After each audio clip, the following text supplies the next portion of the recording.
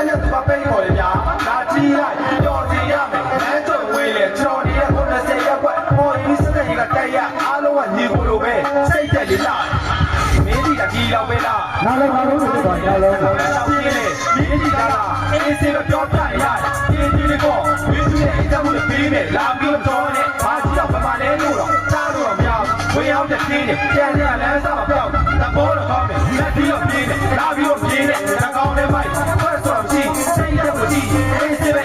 ဟဲ့အားလုံးကအေးစေပဲဟဲ့စက်စားကြက်ကလေးနဲ့လာတော့လို့ကိုကြည့်တော့ဂျိုင်းနဲ့ကျုံနဲ့ပြန်ဖိုင်နဲ့မင်းတို့ဖက်ပြင်းလို့ပဲ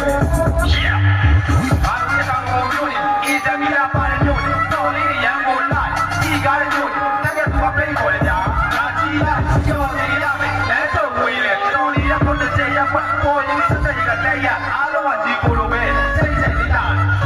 အားလုံးကတော့မျိုးနေအေးတမီလာပါတဲ့မျိုးနေတော်လေးရန်ကုန်လာဒီကားတဲ့မျိုးနေတက်တဲ့သူကပြိပေါ်တယ်ဗျာဒါကြီးလိုက်တော်လေးရမယ်လမ်းတော့ဝေးလေကျွန်တော်နေတော့90ရက်ပေါ်ရင်စတဲ့ကတက်ရအားလုံးကဒီကိုလိုပဲစိတ်